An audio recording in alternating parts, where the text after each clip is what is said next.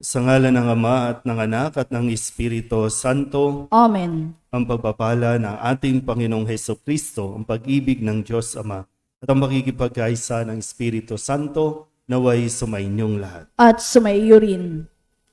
Mga kapatid, tinipon tayo bilang mga kaanib na angkan ng Diyos, kaya dumulog tayo sa maawaing Panginoong nagpapatawad ng lubos. Sinugong tagapagpagaling sa mga nagsisisi, Panginoon, kaawaan mo kami. Panginoon, kaawaan mo kami. Dumating na tagapag-anyayang mga makasalanay magsisi, Kristo, kaawaan mo kami. Kristo, kaawaan mo kami. Nakaluklok ka sa kanan ng Diyos Ama para ipamagitan kami. Panginoon, kaawaan mo kami. Panginoon, kaawaan mo kami. Kaawaan tayo ng makapangyarihang Diyos, patawarin tayo sa ating mga kasalanan at patnubayan tayo sa buhay na walang hanggan. Amen. Manalangin tayo. Ama naming makapangyarihan, ang iyong paglingap ay di nakukulang sa iyong pagsubaybay sa tanan. Iniluluhog naming iyong pawiin ang tanang makapipinsala sa amin at iyo nawang panatilihin ang pakikinabangan naming walang maliw sa pamamagitan ni Jesucristo kasama ng Espiritu Santo magpasawalang hanggan. Amen. Umupo ang lahat.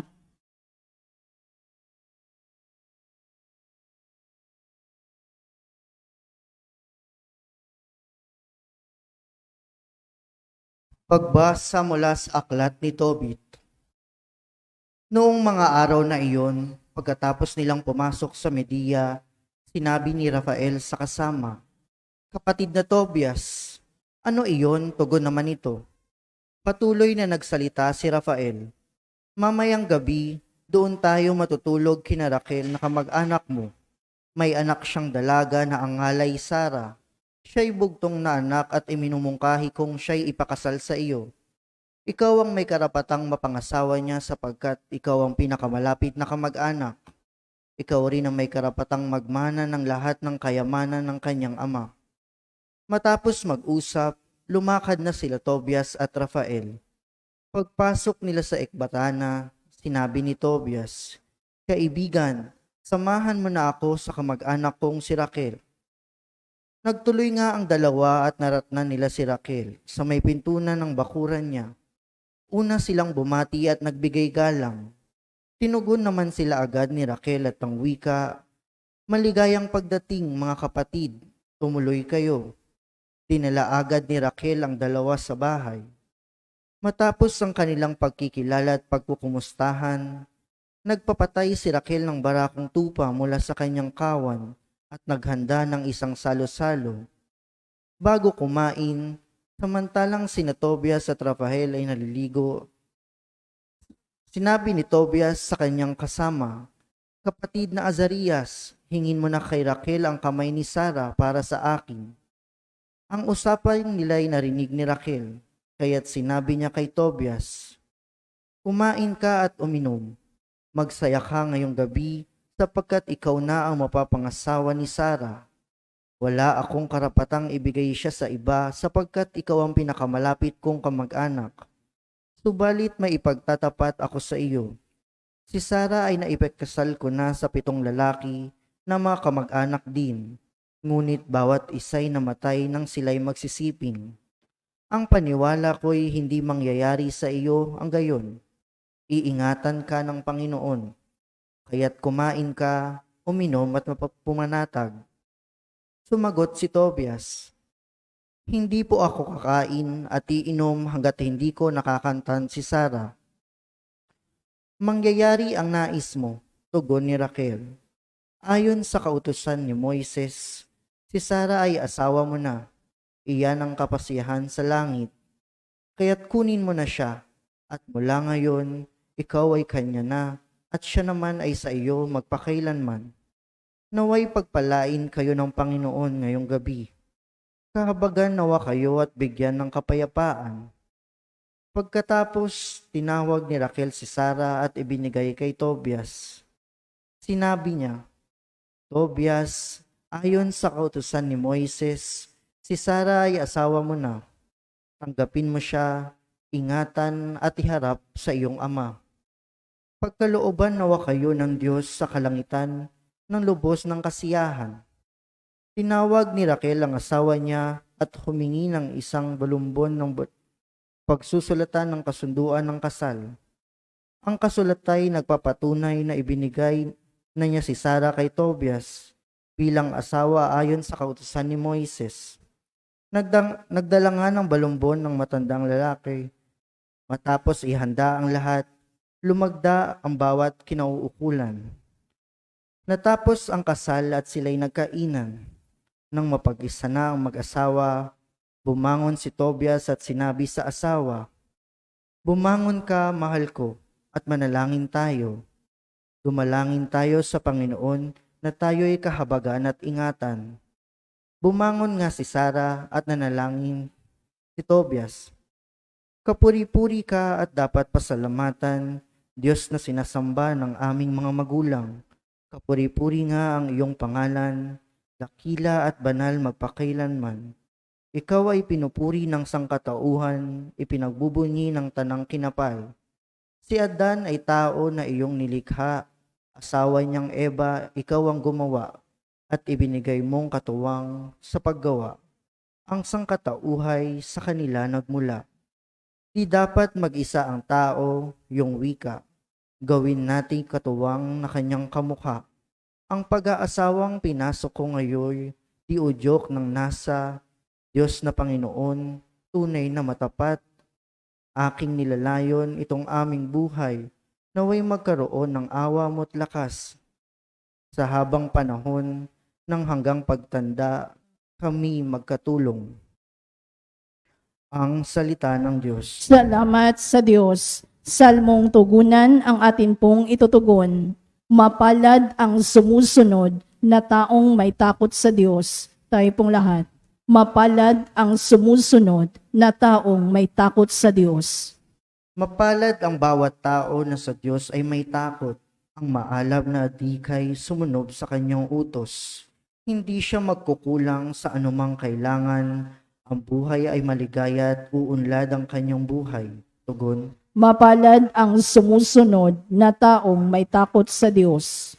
Sa tahanan ang asawa ay parang ubas na mabunga, bagong tanim na olibo, sa may dulang ang anak niya.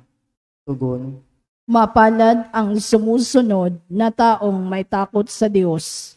Ang sino man kung ang Diyos buong pusong susundin, buhay niya'y uunlad at laging pagpapalain.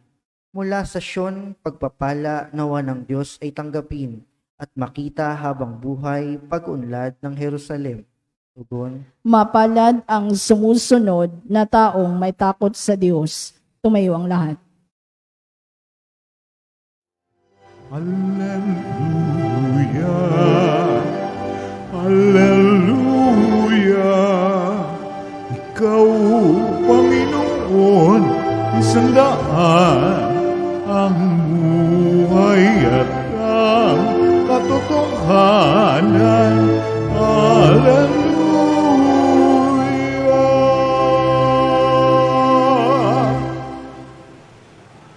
Sumainyo ang Panginoon. At sumayo rin. Ang mabuting balita ng Panginoon ayon kay San Marcos. Papuri sa iyo, Panginoon. Noong panahong iyon, isa sa mga iskriba ay lumapit kay Jesus at nagtanong, "Alin pong utos ang pinakamahalaga?" Sumagot si Jesus, "Ito ang pinakamahalagang utos. Pakinggan mo, Israel. Ang Panginoon na ating Diyos, siya lamang ang Panginoon. Ibigin mo ang Panginoon mong Diyos ng buong puso, ng buong kaluluwa, ng buong pag-iisip, at ng buong lakas. Ito naman ang pangalawa. Ibigin mo ang iyong kapwa, gaya ng iyong sarili. Wala nang ibang utos na hihigit pa sa mga ito." "Tama po, Guro," wika ng iskriba. "Totoo ang sinabi ninyo. Iisa ang Diyos at wala nang iba liban sa Kanya. At ang umiibig sa Kanya ng buong puso, buong pag-iisip at buong lakas, at ang umiibig sa kapwa gaya ng kanyang sarili, ay higit na mahalaga kaysa magdala ng lahat ng handog na susunugin at iba pang mga hain. Nakita ni Jesus na matalino ang kanyang sagot. Kaya't sinabi niya, malapit ka nang mapabilang sa mga pinagaharian ng Diyos. At wala nang nangahas magtanong kay Jesus mula noon. Ang mabuting balita ng Panginoon. Pinupuri ka namin, Panginoong Hesukristo. Umupo ang lahat. Isang magandang umaga po sa inyong lahat. Sa araw na ito ay muli tayong pinapaalalahanan ng pinakamahalaga sa mundo. Yan ay pag-ibig. Pag sinabi natin pag-ibig, ang Diyos ay pag-ibig. Ito ang hindi dapat mawala sa atin. Kahit gaano ka pa katagumpay, kahit gaano ka pa kayaman, kahit gaano ka pa naging pinaka-eksperto sa lahat ng bagay, kung hindi mo natututunan ang magmahal o ang umibig, baliwala ang lahat ng iyan. Sa Ebanghelyo, kausap ni Jesus o lumapit kay Jesus ang isang iskriba. Pag sinabing iskriba, scholar. Ito yung nakakaalam ng mga batas na ginawa ng mga Hudyo o ng mga Israelita. At kung susumahin lahat, iisa-isahin ang lahat ng batas na ginawa nila, o aabot ito ng 613 na batas na dapat sinusunod ng bawat nilalang o ng bawat Israelita noon. Pero sa dami ng batas na ginawa, nakalimutan na yung pinakasentro ng batas. Yan ay pag-ibig. Kaya ibinigay ng Diyos ang utos o ang 10 utos, ay dahil sa kanyang pagmamahal sa tao. At nawa ang tao ay matutong magmahal ng kanyang sarili, dahil kung paano niyang minamahal ang sarili, ganon niya mamahalin, tatratuhin ang kanyang kapwa. Sa dami ng batas, nakalimutan yung pinaka-sentro, yung pinaka-core, ang pag-ibig, ang Diyos. Sa panahon natin ngayon, muli, gaya ng nabanggit ko kahapon, muli na naman nire-revive ang usapin tungkol sa divorce. Gumagawa ulit ng batas na sa kalaunan, kasi parang taon-taon ang dami nating naririnig na bagong batas. Pero itong mga gumagawa ng batas, nakakalimutan na lagyan ng pagmamahal ang ginagawa nila.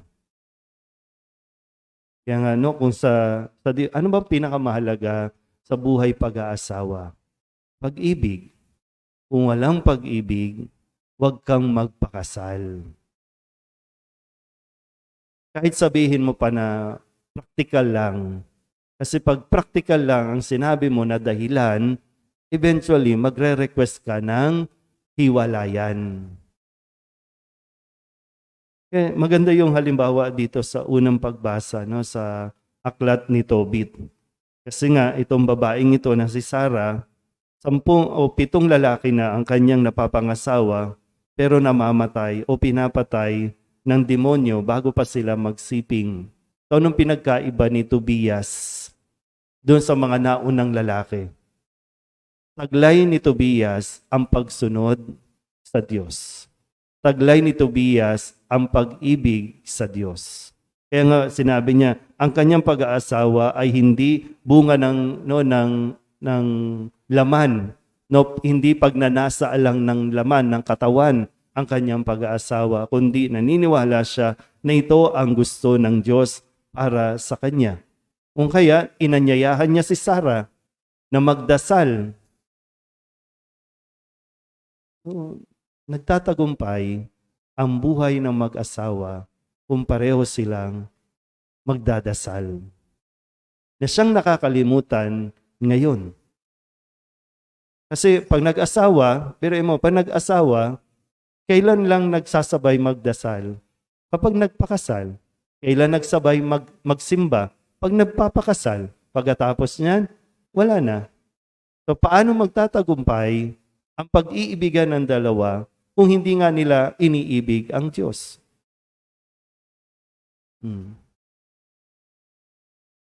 So nandito din yung susi. Kung gusto mo magtagumpay, ibigin mo muna ang Diyos. At kung gusto mo rin talagang maging maligaya, hanapin mo yung taong marunong magmahal sa Diyos. Tandaan niyo po, hindi lahat nagmamahal at nagsasabing nagmamahal sa kapwa, nagmamahal sa Diyos.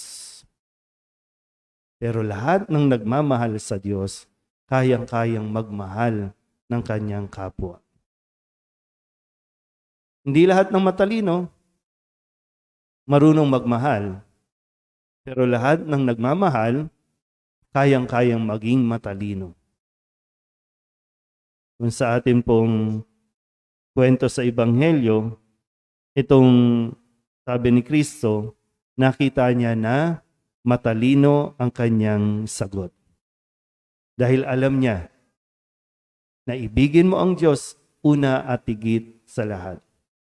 So, gaya ng nasabi ko, kahit gaano ka katagumpay sa mundong ito, kung hindi mo iibigin ang Diyos, kamangmangan ang lahat ng ginagawa natin.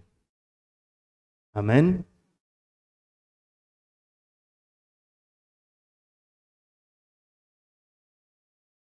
Sa ating mga panalangin ngayon, maipakita nawa natin ang ating pag-ibig sa Diyos ng buong puso, kaluluwa, isip at lakas, at ang ating pag-ibig sa kapwa, tulad ng paggalang at pagpipitagan natin sa ating mga sarili. Ang ating pong itutugon, Panginoon, punuin mo kami ng iyong pag-ibig. Panginoon, punuin mo kami ng iyong pag-ibig. Ang simbahan naway hindi tumigil sa pagpapahayag na nasa puso ng Ebanghelyo ang pag-ibig sa Diyos at ang pag-ibig sa kapwa. Manalangin tayo sa Panginoon. Panginoon, punuin mo kami ng iyong pag-ibig. Sa mga tinanggalan ng karapatan, mga itinataboy at mga walang nagmamahal, naway hindi natin makaligtaang ipadama ang ating habag sa kanila. Manalangin tayo sa Panginoon. Panginoon, punuin mo kami ng iyong pag-ibig. Tayo naway makitungo sa ating kapwa na may kabutihang loob at paggalang. Manalangin tayo sa Panginoon. Panginoon, punuin mo kami ng iyong pag-ibig. Tayo naway magkaroon ng higit na malalim na pagkalinga sa mga may sakit at mga matatanda sa pamamagitan ng banayad na paghaplos ng Espiritu Santo. Manalangin tayo sa Panginoon. Panginoon, punuin mo kami ng iyong pag-ibig. Ang ating mga mahal na yumao naway dalhin ni Kristo sa kanyang walang hanggang kaharian.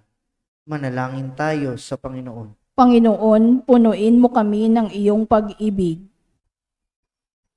Idulog din natin sa Panginoon ang ating mga personal na kahilingan at mga panalangin para sa ating mga pamilya, kasama ang lahat ng mga kahilingan ng mga nanonood sa online, lahat ng mga misang pasasalamat, espesyal na intensyon at mga kaluluwa na inihiling na ipagdasal sa misang ito.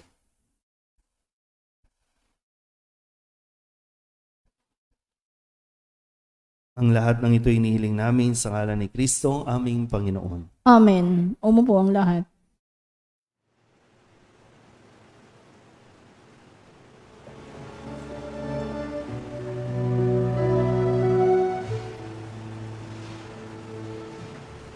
Alay namin aming buhay, bawat gala at lumbay, bawat pangarap naming taglay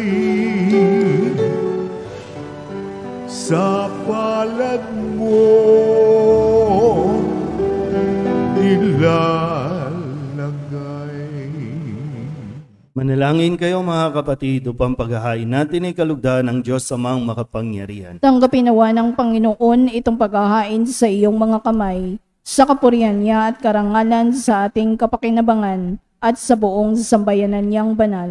Ama naming lumikha, sa iyong katapatan kami nagtitiwala. Ngayong ang mga alay ay aming inihahanda at inihahain dito sa banal mong dambana.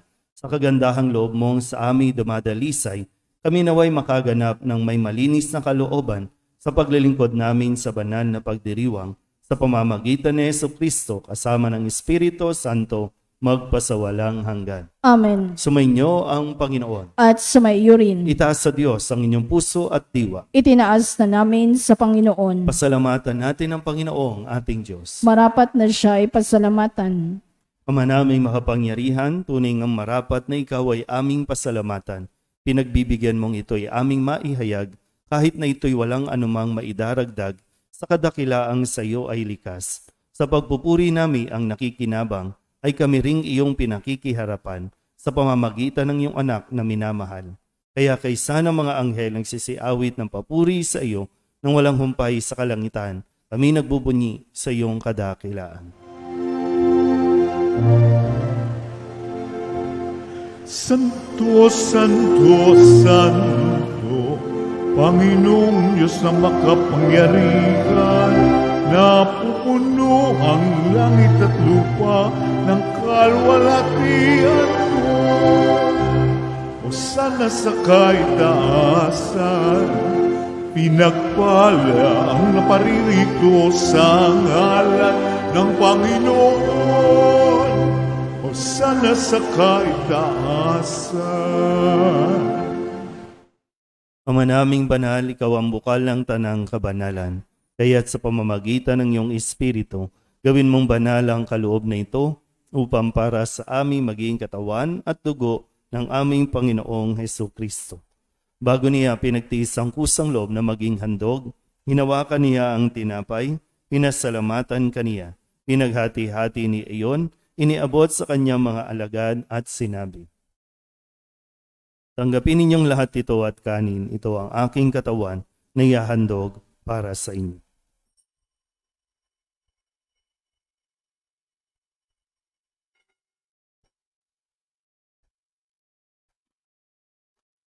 Gayun din naman nung matapos ang hapunan, hinawakan niya ang kalis, muli kaniyang pinasalamatan. Iniabot niya ang kalis sa kanyang mga alagad at sinabi, tanggapin ninyong lahat ito at inumin. Ito ang kalis ng aking dugo, ng bago at walang hanggan tipan. Ang aking dugo na ibubuhos para sa inyo at para sa lahat sa kapagpapatawad ng mga kasalanan. Gawin ninyo ito sa pag-alaala sa akin.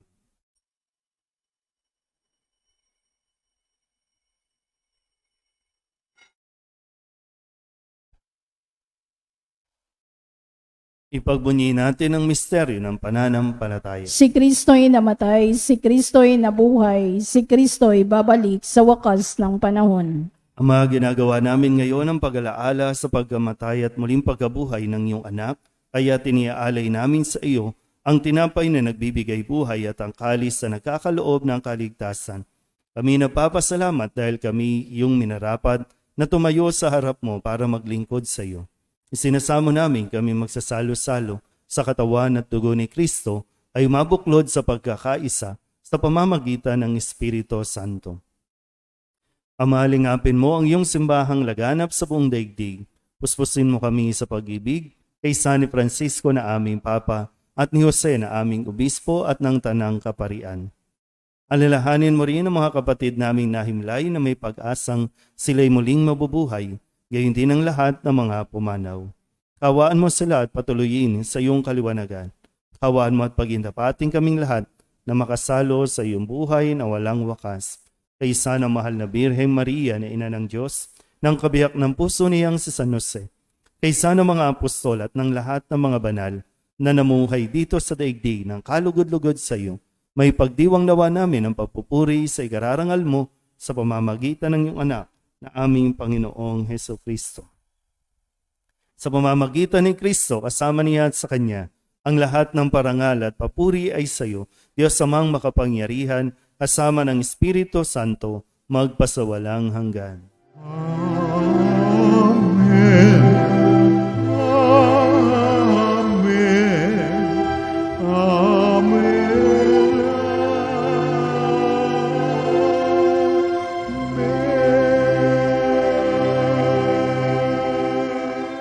Sa tagubilin ng mga nakagagaling na utos at turo ni Jesus sa Panginoon natin at Diyos, ipahayag natin ng lakas loob.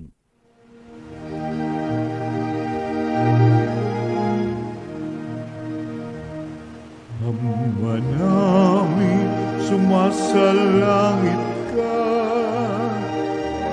sambahin ang ngalan mo. Mapasa amin ang kaharian mo, sundin ang loob mo dito sa lupa para ng sa langit. Bigyan mo kami ngayon ng aming kakanin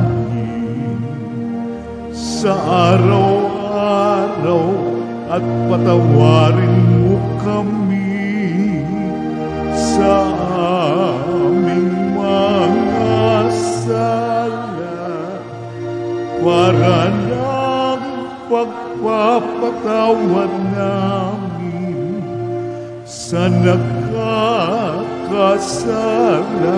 sa amin. At huwag mo kaming ipahintulot sa tukso at iadya mo kami sa lahat ng masama.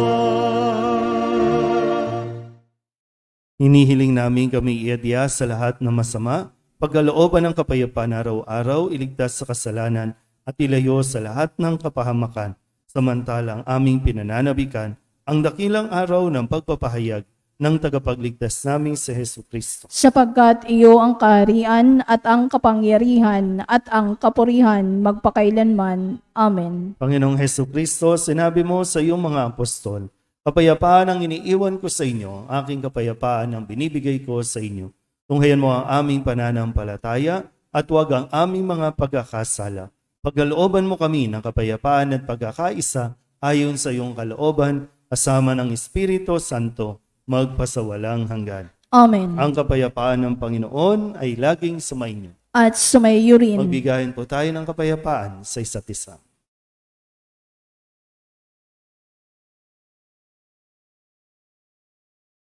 Kordero ng Diyos na nag-aalis ng mga kasalanan ng sanlibutan, maawa ka sa amin. Kordero ng Diyos na nag-aalis ng mga kasalanan ng sanlibutan, maawa ka sa amin. Kordero ng Diyos na nag-aalis ng mga kasalanan ng sanlibutan, ipagkaloob mo sa amin ang kapayapaan. Lumuhod ang lahat. Ito ang kordero ng Diyos. Ito ang nag-aalis ng kasalanan ng sanlibutan. Mapalad ang mga inaanyayahan sa kanyang piging. Panginoon, hindi ako karapat-dapat na magpatuloy sa iyo, ngunit sa isang salita mo lamang ay gagaling na ako. Katawan ni Kristo. Amen.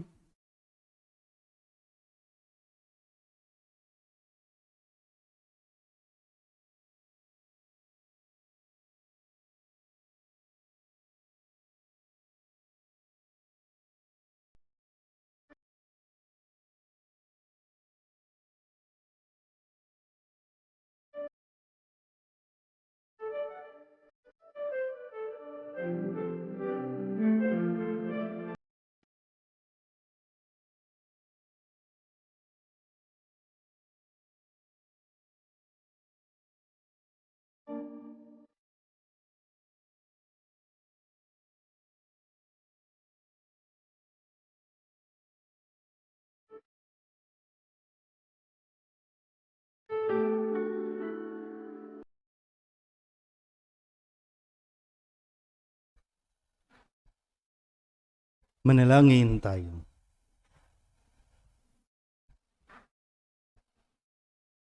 Ama naming mapagmahal, pagharian mo sa iyong espiritu kaming pinapakinabang mo sa katawan at dugo ni Kristo upang di lamang sa pagsasalita, kundi rin naman sa pagsasagawa, ikaw ay aming maipagdangal at maging marapat kaming makapasok sa kaharian mo sa kalangitan sa pamamagitan ni Jesucristo kasama ng Espiritu Santo magpasawalang hanggan. Amen. Sumainyo ang Panginoon. At sumaiyo rin. At pagpalain kayo ng makapangyarihang Diyos, Ama at Anak at Espiritu Santo. Amen. Tapos ang banal na misa, mayo tayo sa kapayapaan ni Kristo. Salamat sa Diyos. Magandang umaga po. Magandang